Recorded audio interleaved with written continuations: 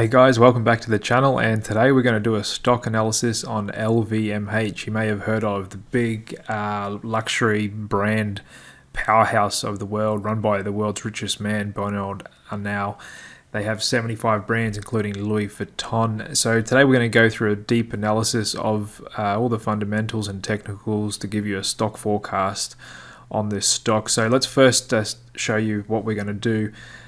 So let's just go over our 5-step process we're going to do in this video. We're going to first give you a description on the company so you fully understand what it is. Then we're going to go over the recent news flow, what Wall Street thinks about the stock, some quantitative ratings, what hedge funds are doing in the stock, and then perform some technical analysis. We'll dive deep into the charts. Then finally, we'll give you our rating and price target on the stock. Okay, so LVMH stands for Louis Vuitton Moet Hennessy, and that was combined, the merger back in '87 by Bernard Arnault. He put this company together, and it's basically like the Berkshire Hathaway of luxury brands. It's got 75 brands, almost 200,000 employees, over 5,000 stores, 80 billion euros in revenue last year. And it's really quite clever the way he set it up. So it's broken up the companies into 6 different groups. And so the first group is wine and spirits. And they've got 20, they call them houses or maisons, because this is a French company headquartered in Paris. It's traded on the Euronext and Paris exchange.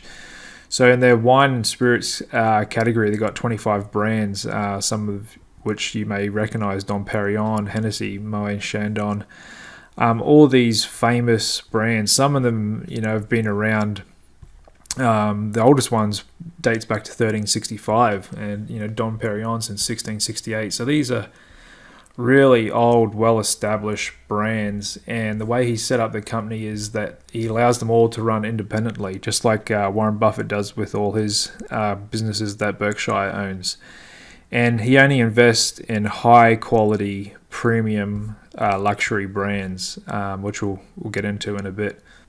Moving on to the next category is fashion and leather. So this is his biggest category. It's almost half of their revenue. And everyone knows Louis Vuitton bag. It's the most popular, iconic product of theirs. So under this category, they've got 14 brands. Other ones you may recognize as well: Fendi, Christian Dior as another really big one, and other top leading brands out of Europe and sold all around the world. Third category is perfumes and cosmetics. They've got 15 brands there: Stella by McCartney, a few others that some of you may recognize, especially women. Fourth category, watches and jewelry. So they don't have the biggest ones like Rolex and a few others, but they do have Tag Heuer, Bulgari, Zenith, and they just acquired Tiffany & Co. as well. It's their biggest, most recent acquisition. Fifth category, selective retailing. So they've got some, nice retail shops, Sephora, which is a big makeup one, and they even do some cruises as well. Their last category is other activities, which is a bunch of random things. Got theme park, magazines, newspapers, some special hotels and radio stations. Moving on to their investor section on their website, and I can tell you from going over plenty of company websites in my trading career, they've got one of the best, if not the best, portals for investors in terms of the amount of data they've got and how well presented and laid out it is. So they're very, they've even got a shareholders club, that been operating since 1994. So they're very friendly to shareholders, and this is a family-run business. So the Arnault family and his 5 children, which will become the successors to the business, they own about 40% of the stock, but they have over 16% of the voting rights. So it's very much a family-run business set up to continue generation after generation. And you can just see they've had some amazing growth in the last couple of years. Like 2020 was 44.6 billion, 21 64 billion, 22 79 billion, and a lot of this is organic growth. And for a business of this size, their gross margins are just phenomenal. Like Look at this in 2022, 68% gross margin, and profit as a percentage of revenue, 26%. So there's an old saying in business, the way to make money is to sell to those who have it. And LVMH is just showing that perfectly, how well they just print money. This is just an absolute cash machine with how much money they make all around the world. And they actually, you can see here, 36% of their sales come from Asia. So they're growing really fast in China. There's stories of, with China reopening now, of queues outside Louis Vuitton and that taking over an hour or so just to get into a store, and you have to make an appointment. So there's a big growing, wealthy upper middle class in China, and they all want the symbolic, luxury European items. That status of wealth is really important to them, and symbolic items like the Louis Vuitton bag is very, very popular there. And so LVMH is really well positioned to take advantage of that secular trend of a growing wealthy Asian markets, especially China. And they're just popular all around the world. And like I said, they only invest in the most luxurious, high-quality, premium brands, and they've got 75 of them and growing, and they let them all run independently. So it's a super well-diversified business. And there's another old saying I'll share with you, is that I think it was actually the American rapper 50 Cent who said it. It said only the middle class experience recessions and depressions and economic hardship, because he said his theory was basically, the rich people don't have recessions, because if you're worth 100 million and your wealth goes down 20%, you've still got 80 million. You can still afford a Louis Vuitton bag and to go out to nice restaurants. And he said the poor are always in recession, no matter what's going on in the economy. And so it's only the middle class. So LVMH is kind of the market and economy. People get so caught up in the Fed and interest rates and inflation. That doesn't really matter long term to this business. There's always going to be wealthy people that will buy high quality products regardless of what's going on in the market and economy. So LVMH takes advantage of that really well. So let's move on and dive into the news and what's been happening in the stock. So I've got a market cap of 410 billion. So LVMH is headquartered in Paris, and it's listed on Euronext Paris, but it also trades over the counter in America under the code LVMUY. So you can buy its foreign listing in America. And just moving on, we can see they've got 173,000 employees. That's approaching now closer to 200, the latest figures. And on Seeking Alpha, I'll put the link below in this description. And you can, if you sign up through my link, you'll get a 7-day trial and then a special discount if you want to upgrade after the trial. It is the best platform on the internet for stock research, and you get a lot of different research analysts and other companies that'll post their research on here, as well as all the data straight from the company. So some of the bullish analysts on the stock have recently said that it's put in a really strong performance in 22. It's not unattractive. They're optimistic for luxury market going forward. COVID reopening in China, brighter search. Someone else has a buy target with the price target at 760 euros. But it will also give you a balanced opinion. We'll show you the bullish argument, and I'll show you the bearish argument. And so some people are saying that the valuation is hard to be justified now. It's too expensive, and maybe some of their competitors are catching up. So let's just dive into that a bit deeper. Okay, so over to the news. So they just posted record revenue for 22, almost 80 billion in revenue for the full year, up 23% from the prior year. Management credited performance in the fashion and leather goods category for the strong report, with organic revenue growth of 20% from that segment. It's just crazy the percent that they're growing for this size of the company. Usually when you get to such a huge base like that, these big mammoth companies are growing 5, 6, 7%, which is considered good. So to see this 20% growth from such a huge company is just amazing, the momentum it's got for its size. But some of the market's worried about succession of Bernal and that And now he's he's in his 70s, but he's got 5 kids that are already working in different roles in the company, and these are long running brands that are all run independently, and they're just kind of like the holding company. You could almost think of it as like an ETF, an electronic traded fund for luxury brands. It has a very small management expense ratio, if you like, with 75 brands. So this is not just, when you buy LVMH, you're not just buying one business, you're buying an investment holding company that only invests in high quality leading luxury brands. So let's go on to some bullish argument. One of them is saying, because they're the biggest luxury company, that they're actually, it provides protection. Like I was saying, in luxury goods, they can grow and exceed no matter what the market is going. So this stock isn't so sensitive to the market and economy. It's more about what it does with its own capital and how it's all run. This analyst from a research house has said LVMH 2022 performance has been nothing less than spectacular, reflecting on the multitude of macroeconomic challenges that pressured the demand for luxury goods. I'm optimistic for luxury market outlook going into 23, as reopening in China will likely provoke a surge in the demand. Looking beyond China, the luxury market remains in a structural growth trend, expected to grow 4 or 5% through 25, and he's upgraded his buy target. This one here, LVMH, the leader in modern luxury. As long as our species remains a social one, there will be luxury companies, and as the largest luxury brand in the world, LVMH likely stands to benefit.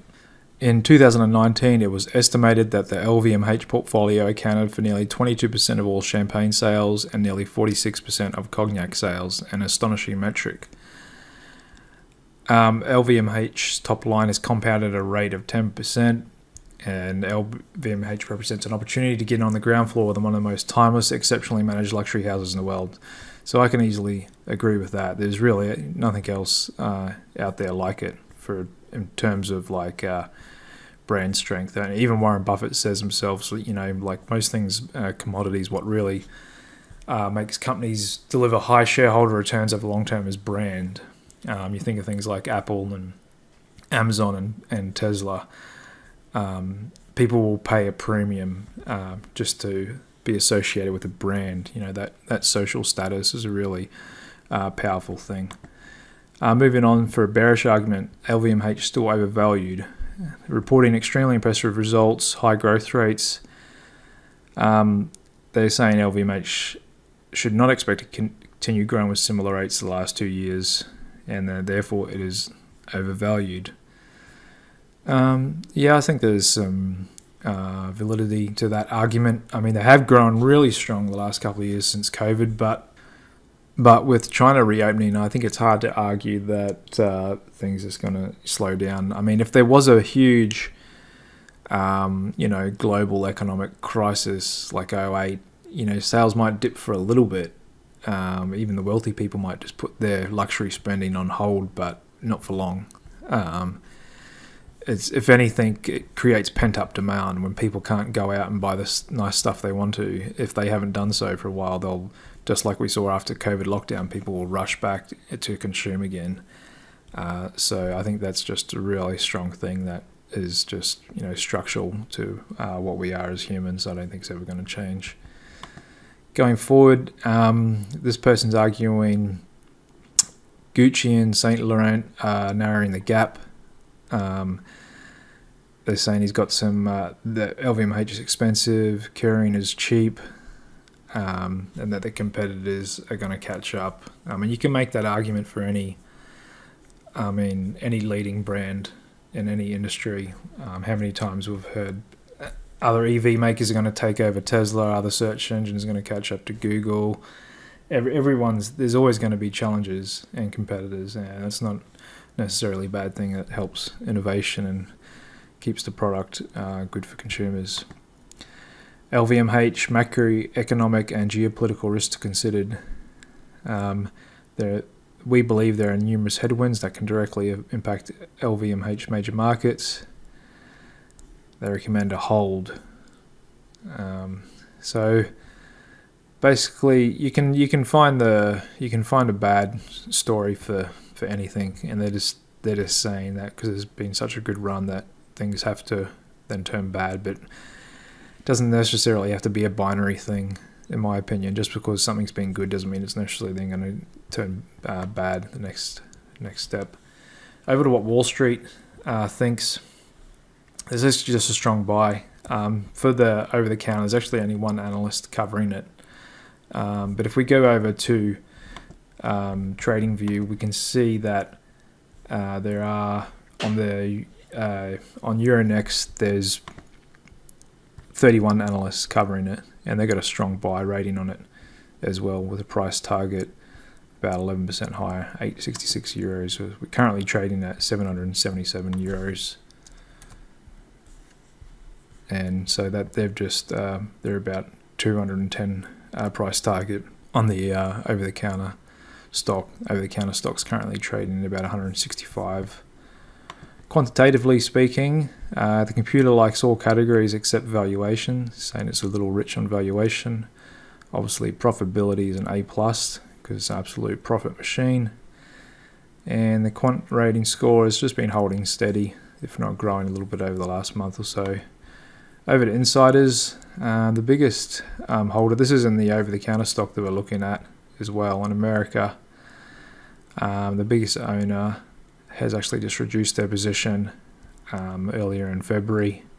Otherwise been mixed, nothing too much big to note what's going on there. Okay, so over to the charts. Let's look at this stock. And this is the Louis Vuitton stock on Euronext that we're analysing. So 777 euros. You can see it's been in a good uptrend. We turn on our trend candles indicator. We can see we're bullish on the short-term daily, bullish on the medium-term 3-day, and bullish on the weekly long-term. So that all looks good. And we can see here, if we put in a resistance line that we had up here for a while at about 738 euros that's been bouncing off, we'd actually have broken through that in January. So we're in a clear uptrend here of high highs and high lows, and we wanted to see this 735 level hold to say that we're still in a confirmed uptrend. If we go back down to the daily chart and we draw a Fibonacci from this most recent move here, we can see the 50% pullback will be around the 750. So that's a reasonable level to see this pullback here. You can see we just had a pretty good down day on Friday, down almost 4% on volume. So we'd be looking for around 750, but we need that 738 level to hold to continue putting in high lows to make sure this uptrend is sustained. Just looking over on the monthly chart, you can see it's had such a great run since 2016. And we can see here it didn't do much. It first listed back in 94, then had a great run up in the bull market in the 90s. And then we can see it's peaked out like all global stock markets did in mid-late 2000. Came off down to 2003. Didn't really have that big run-up like the rest of the global markets in the 03 to 07 bull market. You can see it didn't take out its 2000 highs. So it kind of traded just a little bit up, flat, came off in the GFC like the rest of the global markets did. Had a bit of a rebound, and then just traded flat there from 2010, late 10, early 11, all the way to mid 2016. So for 5 years there, didn't do much, and then it's had just rocketed since then from 150 euros back in 16, right to where we are now at 777. But I think that's justified with the growth of the business and all the new brands they've acquired. And so on. So let's move over to our fundamental charts here, and you can see our stock fair value indicator. If you want our custom indicators, just go to the link in this description to clickcapital.io/tradingview-indicators, and you can get all our custom indicators, and you can see a fair value for every stock in the world.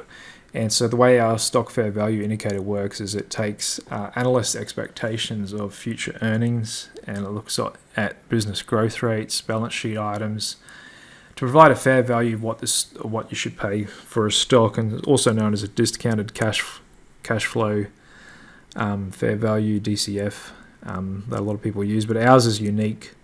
We actually use the market price as one of the inputs, and that's what makes it a bit unique from a lot of other ones out there. And so our fair value's got it at 871 euros, which is the stock price is 10% below that, so it's currently undervalued compared to our fair value indicator. However, because this is such a raw measure, this is just looking at pure numbers and forward, analyst earnings expectations and growth rates. This is like a quantitative analysis, not qualitative, and I like to adjust that sometimes when you have an exceptional stock or something's wrong with the stock that the algorithm can't see. And since LVMH is just absolute, leading luxury powerhouse with most of their sales coming from Asia, and it's really loved in China, 75 different brands, all run independently, a really strong family-run business with a great history, huge margins, huge organic growth. I think the stock well and truly deserves a premium to what our base fair value assumption would be. And given that rates are climbing, I would normally give this at least a 30% premium. But given that rates are climbing, we've got the Eurozone 10-year yields at about 2.5%. Currently, the earnings yield in this stock is about 3.5%. So I'm going to give this a 20% premium to 871, and we're going to give a price target of 1,045 euros.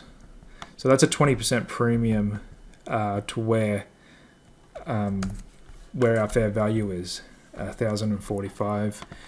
And if you divide that by its current stock price, it's about a 35% upside to where we are now. But technically speaking, we do need to put in high lows, so we want this 730 level to hold, like we said back here, for that to continue on. But other than that, barring any big global market crash or anything unforeseen, this is just a super diversified business, technically in a strong structural uptrend. Sure, we could be putting in a little bit of a short-term top here and retrace a bit down and maybe consolidate for a while. But for now, we're going to stick with a market outperform rating and price target of 1,045 euros. Thanks very much for watching, and if you like this video, we would love it if you hit like and subscribe, and we'll keep posting more stock analysis videos for you in the future. Thank you.